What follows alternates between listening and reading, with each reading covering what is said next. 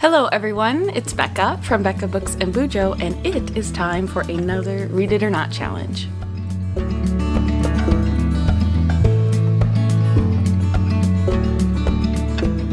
It is July 1st, and I was having some serious decision fatigue when it came to choosing my first read for July, so I thought, might as well get my Read It or Not challenge started for the month. This will give me no choice as to what I read because I have slips of paper that correspond to books on my physical shelves, and I must either read the book that I draw or DNF it and unhaul it. So let's just jump right in, see what my first book of July is going to be or not be if I decide not to read it. I've had some duds. Well, yeah, last month I had quite a few duds. Let's see what we get. I'm hoping it's one I could listen to. Let's see. An orange. Orange is historical fiction. So let's see.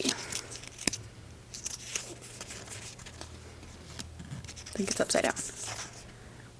Come on. You're just gonna have to trust me. The Keeper of Happy Endings by Barbara Davis. I think this is on my Kindle. Yet again, we get more Kindle books that I completely forget that I own. Oh yeah, so there is the Eiffel Tower on the front of the book, which is usually a good sign for me. I love books that are set in Paris. It has a 4.48 average rating on Goodreads. Wow. An enchanting novel about fate, second chances, and hope, lost and found, by the Amazon charts bestselling author of The Last of the Moon Girls. Soline Roussel is well-schooled in the business of happy endings. For generations, her family has kept an exclusive bridal salon in Paris, where magic is worked with needle and thread. It's said that the bride who wears a Roussel gown is guaranteed a lifetime of joy. But devastating losses during World War II leave Soline's world and heart in ruins, and her faith in love shaken. She boxes up her memories, stowing them away along with her broken dreams, determined to forget. Decades later, while coping with her own tragic loss, aspiring gallery owner Rory Grant leases Soline's old property and discovers a box containing letters and a vintage wedding dress never worn. When Rory returns the mementos, an unlikely friendship develops, and eerie parallels in Rory's and Soline's lives begin to surface. It's clear that they were destined to meet, and that Rory may hold the key to righting a 40-year wrong and opening the door to shared healing and perhaps a little magic. That sounds really good. I wasn't maybe in the mood for a historical fiction, but this one sounds good. So I'm going to see if I can find it on audio. And if not, I will just be reading it on my Kindle.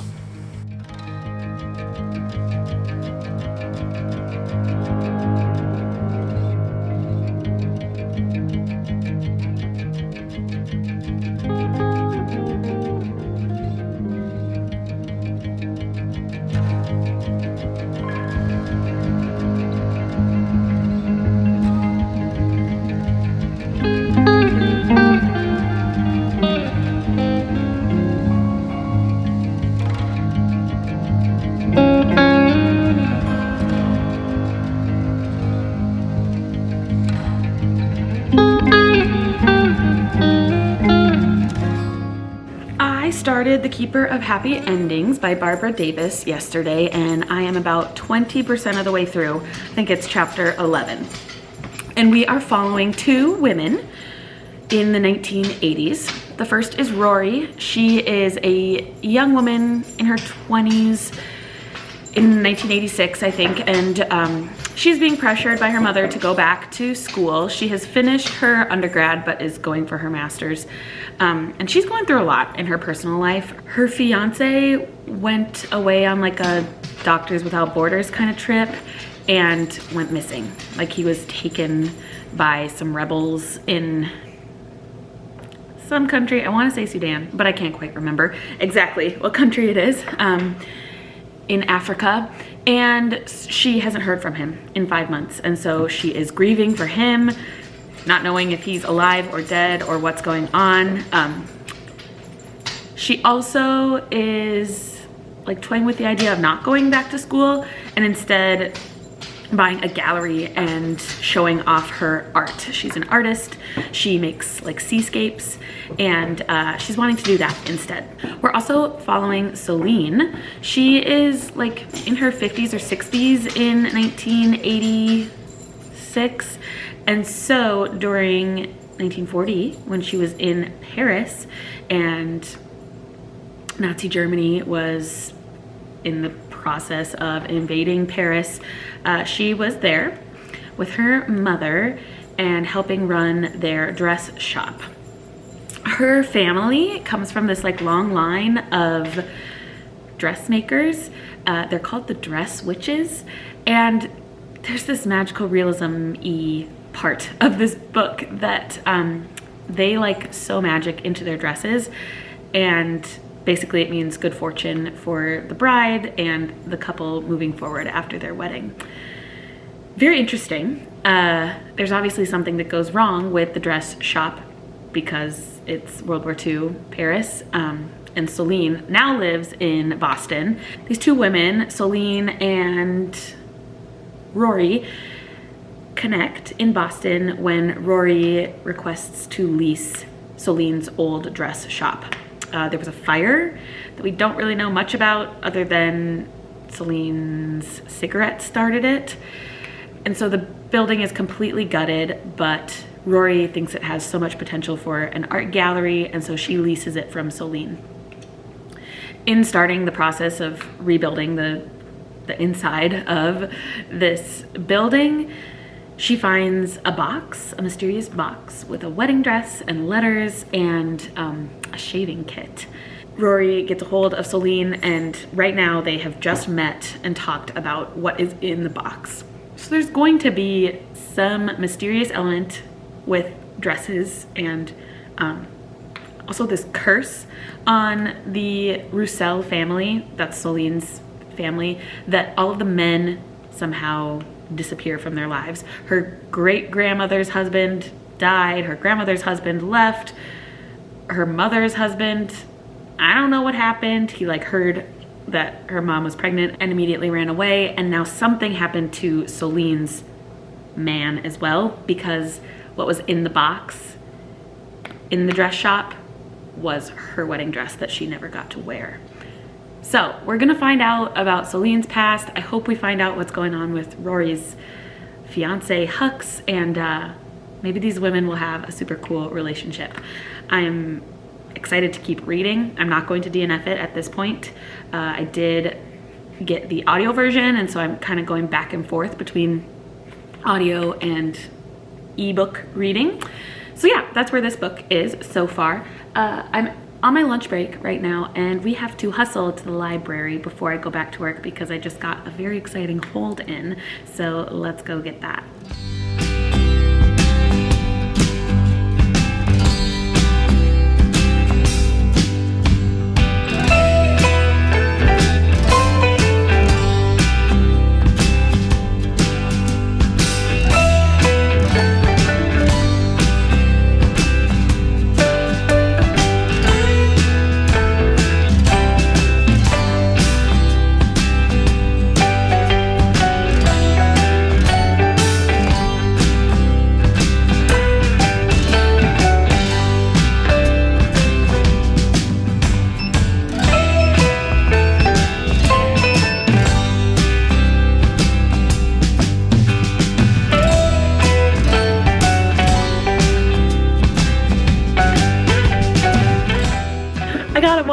Pad, and this has been my routine the last few nights since I've got the walking pad. I think I got it on July 1st, so I have walked every single day, and it is the 3rd. Wait, that's not true. I got it in June still. I don't know. I've walked like 5 days in a row, and I love it. I can read physically when I walk, but tonight I'm listening to The Keeper of Happy Endings. I'm about 50% of the way through now. We have gotten a lot of Celine's backstory in 1940s Paris. She was caring for her ailing mother while Germany was coming into Paris. And then her mother died, and she was trying to decide how she could help in the way that she could. I mean, she couldn't make dresses because there were no women getting married, because there were no men. They were all fighting. And so she decides to go to a hospital and help. And that is where she meets, why can't I think of his name? Her boy. What's her boy's name? I don't know. Her man.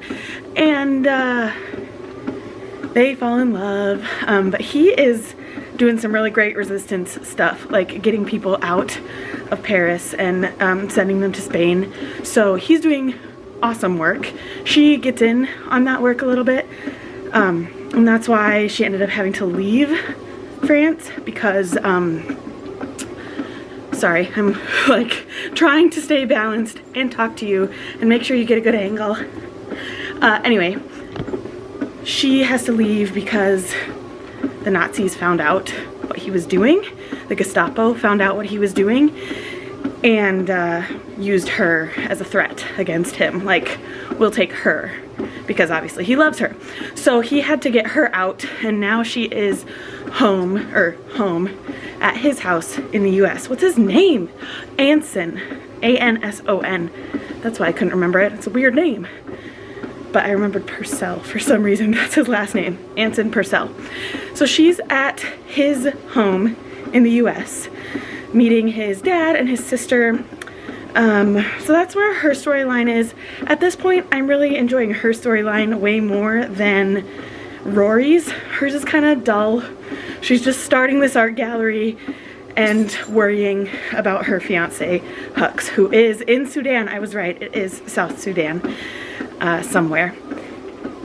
She's obviously gaining this kinship with Celine, which is really nice. It's juxtaposed against her relationship with her mother, which is really bad. And so Celine is becoming kind of like a motherly figure for her that she can share her emotions to and talk about what's going on in her life. And Celine is really encouraging her to pursue her dreams, whereas her mother isn't. So that's where we're at. I really am just enjoying Celine's story way more than Rory's. So when I'm in Rory's, I'm like, get back to Celine's. Oh, one thing I don't think I told you. The audiobook, the narrators do a very heavy French accent, and it took me a long time to get used to it. I'm a French speaker, and it was difficult to understand. Like, they really milked it. I don't think either of them are French, but they know how to act with their voices and sound French, very French. And so that took me some time to get used to, but now I have been able to speed it up, and I think I'm listening at like 2.2 times the speed or something. Anyway, I'm gonna keep walking and quit talking to you because I'm losing my breath. Okay, talk to you later.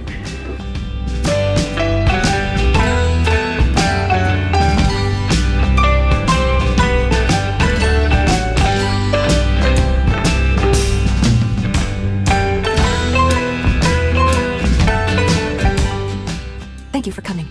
It's the second time she said it, and I find myself feeling sorry for her. She looks almost frightened, vulnerable, and anxious. I asked you to come early because I wanted to talk to you before Aurora arrived. She told me the two of you haven't spoken since that day at lunch.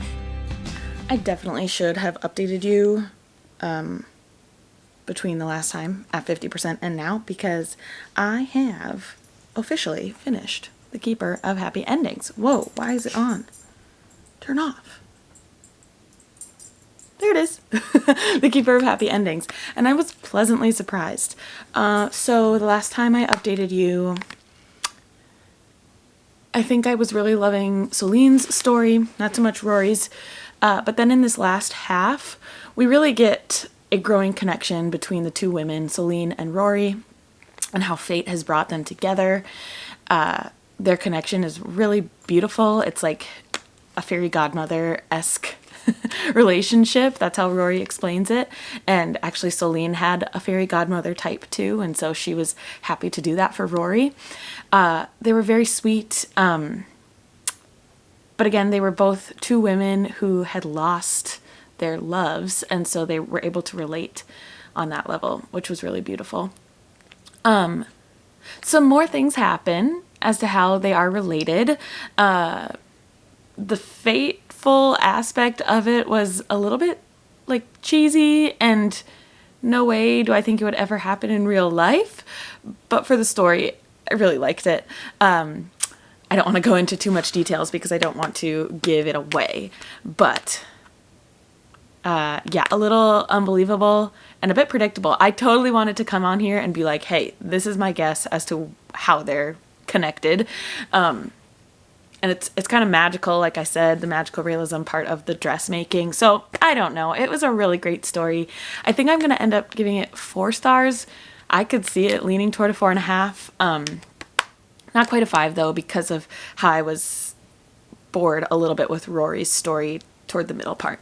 Anyway, great pick, and really one that I would not have picked up without this jar. So, speaking of the jar, let's get it out and draw again. I feel like I say this every time, but I would really love a thriller or a romance. Those are my moods right now, I guess, in the summer. Tell me why, I don't know. But I see a lot of blues down here, so maybe I'm gonna randomly pick one. Is it a blue? Yes. I can see it through the glass, people. Oh dear, oh dear. Dropping papers everywhere. But I did get a blue, which is a thriller or mystery. So, how did I get it to focus so good that time? What is it? What is it? Wild Horses by Amy Pendino. Okay, let me get it and then I'll tell you a little bit about this book. So here's my mystery shelves down here. Here's Wild Horses, and I'm realizing I think The Witness Tree is first, so I'm gonna have to grab both of these. Yeah, I'm right. So The Witness Tree is actually the one I'm going to have to read for this challenge because Wild Horses is a sequel to The Witness Tree. So, a little bit about this book and why I have them, or both of these books. Last October, Molly and I went to a literary event. What are those called? 5 minutes later. Book festival. Thank you, brain. And we saw a bunch of local authors, one of them being William Kent Kruger. He was the main speaker. But the story of this book and this author kind of drew me in. So The Witness Tree is about this tree on someone's farmland. And I believe it's right... Let me just read the synopsis because I'm gonna mess it up. Danny Holden thinks moving to an old farmstead will help her forget her past. She agrees to help neighbors take down a strange double-headed tree that has stood alone between 2 fields for almost a century. Unexplainable accidents begin haunting those who help, and Danny must uncover a community's secret before tragedy claims her as its next victim. I'm gonna stop there. That's just the first paragraph. But it has won a bunch of awards. The Benjamin Franklin Award for independent book publishers. The Midwest Independent Publishing Association gave it the Midwest Book Award. So I was really happy to support Amy Pendino when we went to this book festival, and now I'm actually going to read the book, which is good because I feel like I am always drawn to the books that have lots of hype, and I would have never picked this up. So thank you to the challenge for making me do it. Probably one that I'm going to have to read physically, so I will start reading it tonight. I decided actually to take a quick break and read Lightfall, the third in the series called The Dark Times by Tim Probert. This is what I picked up at the library the other day, and I just have to show you the beautiful library in the book. Here it is.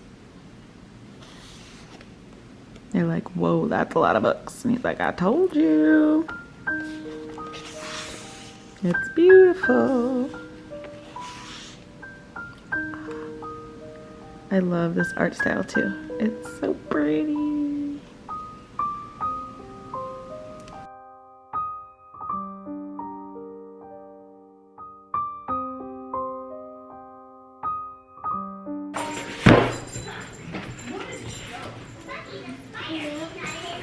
Have I read anything? No. But did I get my Book of the Month box?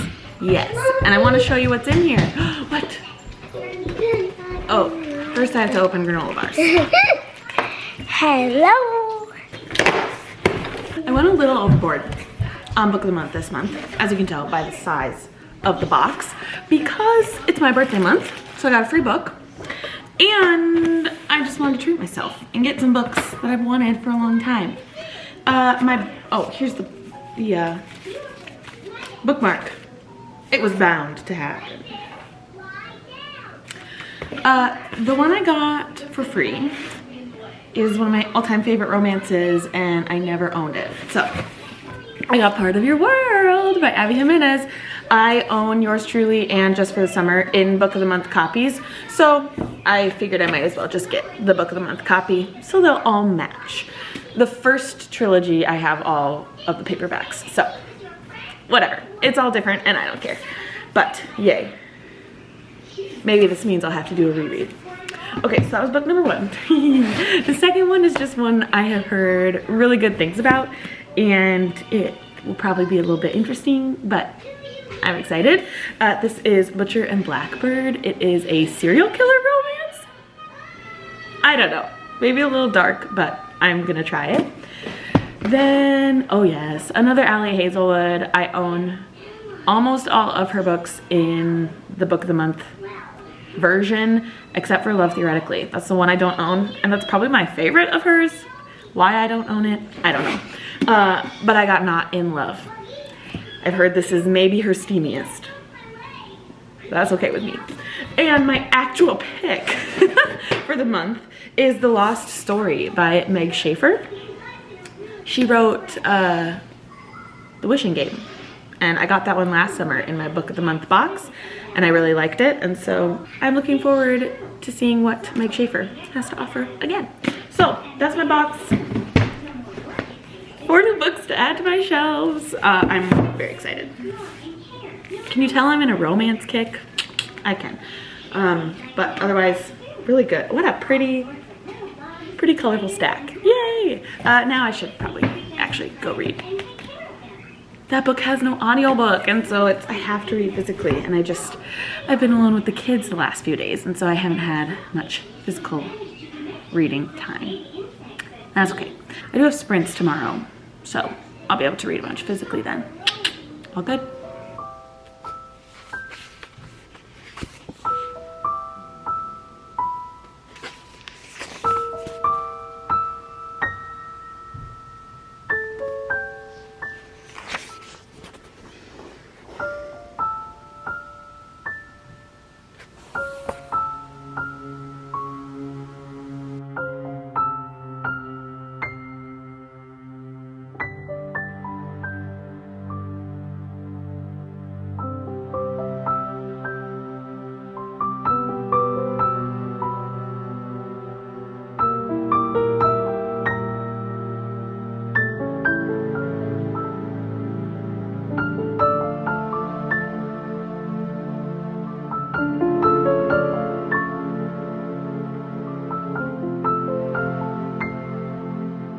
Hello, sorry for my yellowy hue, but this is what we're working with. I am on page 52, which is about 20% of the way through the witness tree, and I think I'm going to DNF. Let's see, we're following 2 storylines. We've got Danny, who is in 2002, and she has just moved to a small town in Iowa and is farming a very small plot of land. She's kind of frowned upon because she's the only female farmer in the area. And then we're following Lily in, I want to say, 1939, and she is just finishing off high school and deciding she wants to go off to the big city, to Ames, Iowa, to go to school. But her friend has decided not to go with her, so now she's questioning whether she should do that or not. She also has this boyfriend that is like kind of overprotective and wanting her to settle down with him, and she's not really wanting that. There is this new man in town in the 1939 time period. He is a Mexican and he is working on her father's farm. And I think what happens is that she falls in love with him, and then he somehow winds up hanging from this witness tree. It's this tree that is split into 2, or the trunk has split into 2 sections, and because this man, I think his name was Cisco or Francisco, because he was hung from it, whether he did it himself or someone else hung him, there was a curse on the tree, and whoever took down the tree would then be cursed. And Danny, in the 2002 timeline, helped the owner of the land take down the tree because she wanted to get in the male farmer's good graces. It's so slow. Right now, the only cursing that's happening is like their farm machines are breaking down, and I don't want to read about farming. I don't know. It could get better. Like maybe the love story between Lily and Cisco is going to be shown, which could be good, but I really just don't care. So what we're gonna do, because I got these books with my friend Molly, I'm actually going to hand these off to her, and if she ever gets to them and reads them and says, Becca, you made a mistake, you really gotta read them, then I'll give them another try. But for now, it's just really not working for me. So this is 2 books off my shelves that will go to hopefully a better home with Molly. But that means we get to pick another book. And honestly, the whole time I was reading The Witness Tree, I was just like, I want to pick another book. I'm ready to pick another book, which means I wasn't having a good time. So let's see what else we can get out of the jar. I would love a pink. I'm just gonna, there's papers everywhere. I did cheat. Oh no! Well, that's what cheating got me. I lost the pink paper. We'll try again after I get all these other papers in. Okay, let's not cheat this time. This one. I feel it. What color? Orange again. Big historical fiction kick. Okay.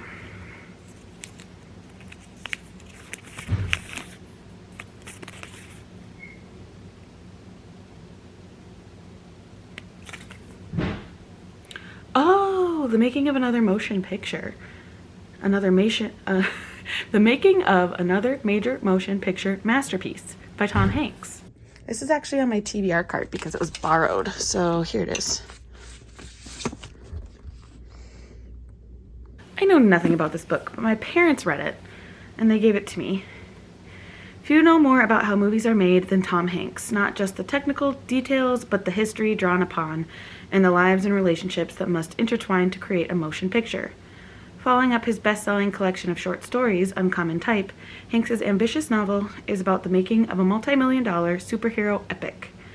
Although the film, Nightshade, The Lathe of Firefall, is being filmed in the present, the story begins in 1947 in the town of Lone Butte, California, where we meet 5-year-old Robbie, already artistically gifted, and his troubled uncle, Bob Falls, returned from overseas combat in World War II. Then 2 things happen that will shape the future. Young Robbie sees a comic book about a soldier whose weapon is a flamethrower, and his uncle deserts the small boy in a drugstore, riding his motorcycle away from his home and his only family, never to return. The story picks up in 1970. Robbie now writes and draws comic books for a stoner underground comic book company in Oakland, California. He receives a moving letter from his long-lost uncle, which sparks him to write and draw a comic about a flame-throwing soldier. And now I think a movie is being made about that comic. Okay. Whoa. There's actually comics in here. All right, I'll give it a try. I don't know. It came with high praise from my parents. Let's see if I could maybe find the audiobook.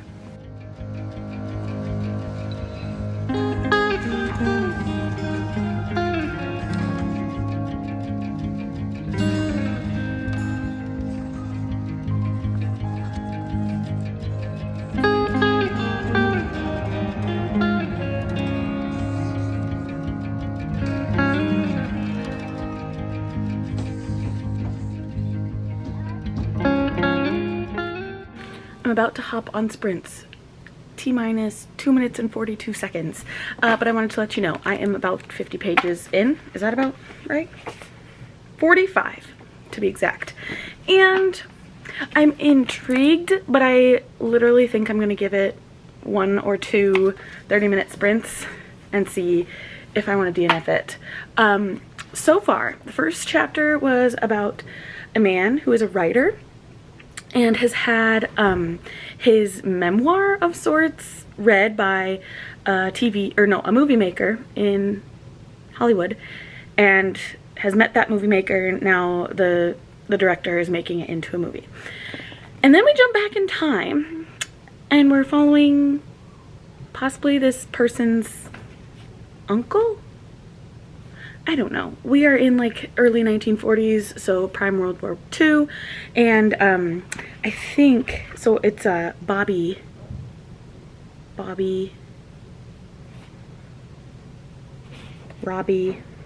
Anderson, who is an artist. He's 6 years old, and he loves to trace the comics in his mom's newspaper that she gets every day. And then his uncle comes to visit, who was a soldier or something in World War II, and he, I think, is going to make a comic out of his uncle.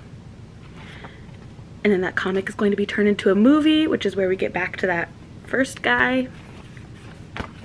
I don't know. It's like, it could be good. Like I said, I'm going to give it a couple more sprints and see. But I also might like poll people who are sprinting tonight to see if they've read it and if they think I should continue on. Anyway, I'm going to start sprints.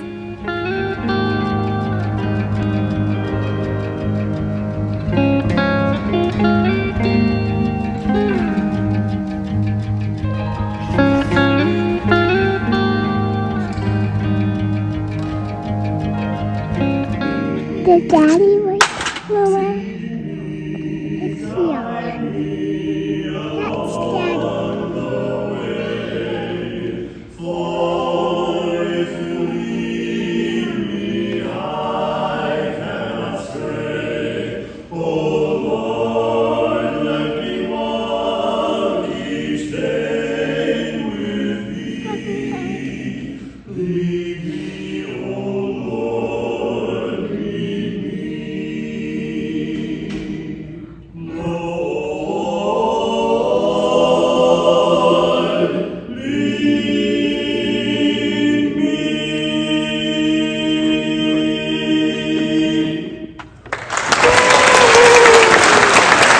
Happy Sunday.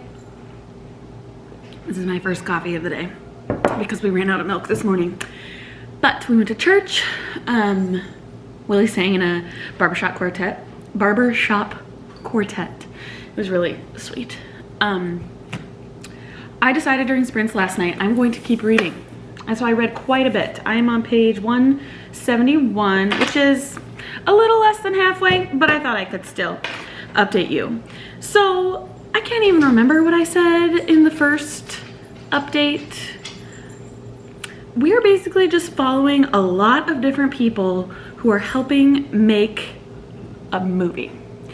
I don't really understand why we're going so in depth into so many people's lives, but I'm not mad about it also. Like, it's interesting to hear where all of these people came from and how they got to the movie making business.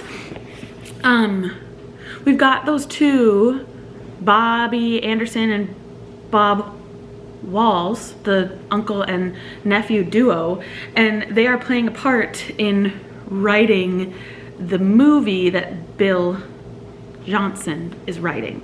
And then we're following like Bill Johnson's production person, and then the production assistant, and the person who drives the production assistant, and it's just like all of these layers as to who helps make a movie possible. It's interesting, and I like a character study kind of like that, so I'm enjoying it. It's slow for me to read just because reading physically is not the easiest for me, and because we're jumping around so much, I feel like I'm learning about new characters every 20 pages or so, and so it just takes me some time to get used to that character. But I'm enjoying it. So I'm gonna keep reading. I'm not giving up on it, which feels good. We are heading up to the cities today for my auntie. We call her my auntie. She's my godmother. Not really my mom's sister, but basically is my mom's sister. It was her birthday on the 4th of July, so we are going up for a little birthday celebration. In the meantime, before we leave, we're making some brunch, some waffles and sausage. We're waiting for AAA to come because yesterday Theodore was playing in one of our cars like it was a rocket ship and left some lights on. And that's totally our fault because we should have gone and looked to make sure that there were no lights left in the car, but the battery is dead. We tried to jump it and it's not working, so we fear it's something more, but we're at least gonna have AAA take a look at it. And the kids are playing, so that's what we're doing. I am gonna enjoy my coffee and try to wake up a little bit. I am tired. Hi.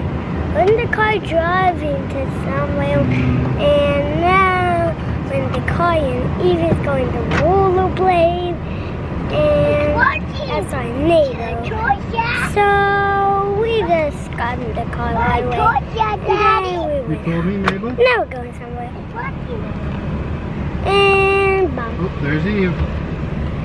Bye. Bye. See you later. See you later. Bye. I've climbed the mountains in Montana, danced in the lights of New Orleans. Portland ran away with me, and San Francisco stayed with me. Nashville made its way in between. Fell in love in Minnesota, and fell apart south of Salt Lake. Colorado calls to me, and Washington will always be begging for a piece of me to stay. Maybe some things never change, but I wanna know how it feels to hang pictures on a wall, sleep in the same bed at night. Right here.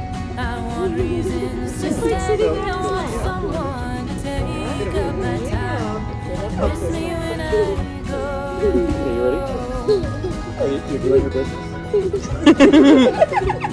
Okay, flush. Gotta flush the toilet. I swam the beaches on the west coast. Climb the trees. Oh no!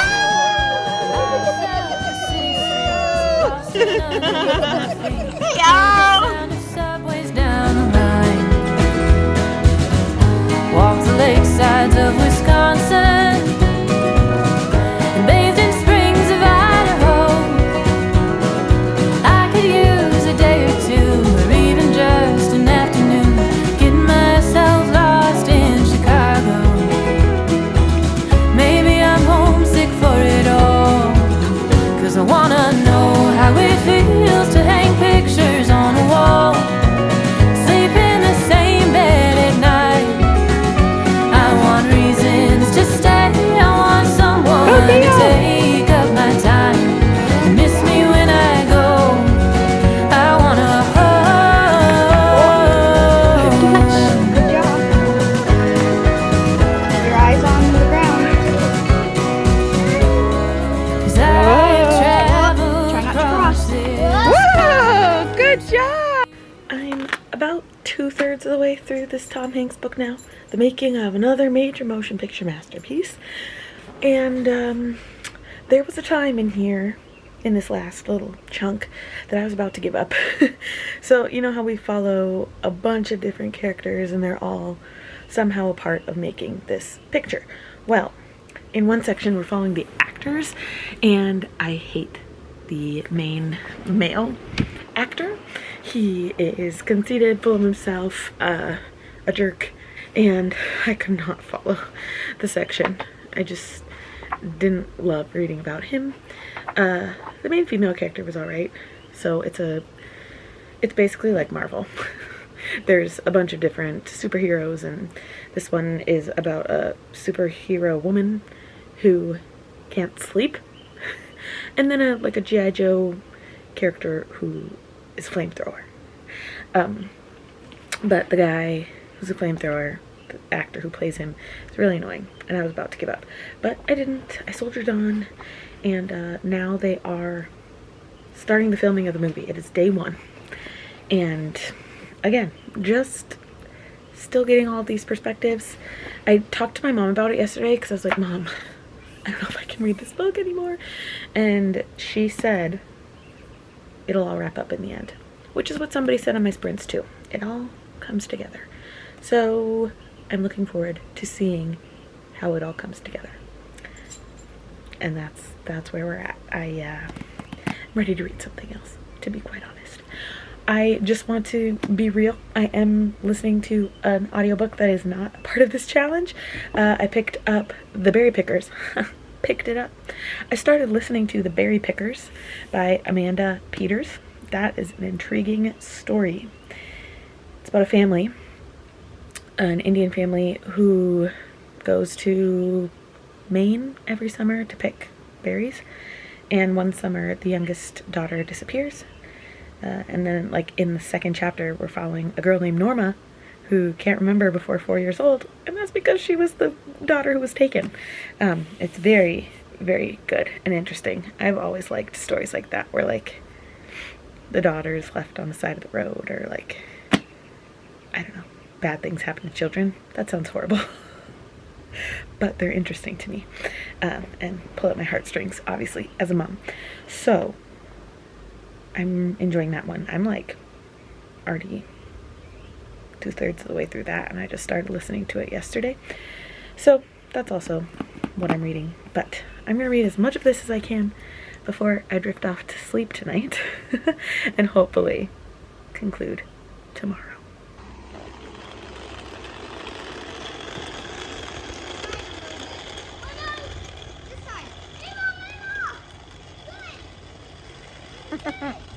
Good job!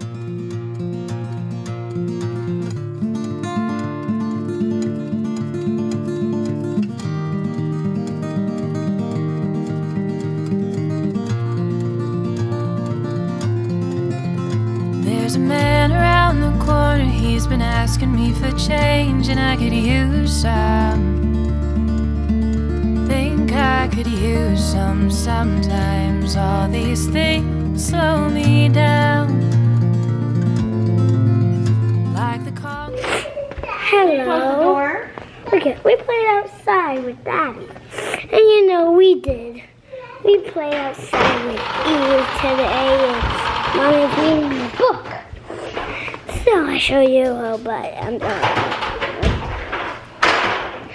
So now we go home. Hello.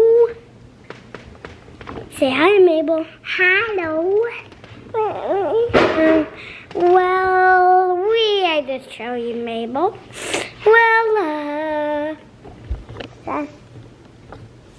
Hello. Okay, so we had a perfect day where it was really good. Started using this shark. Whoa! Whoa! Yo, yo, yo, yo. He dances again.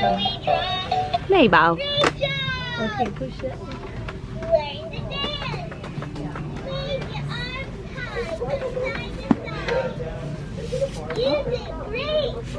He's teaching you to dance.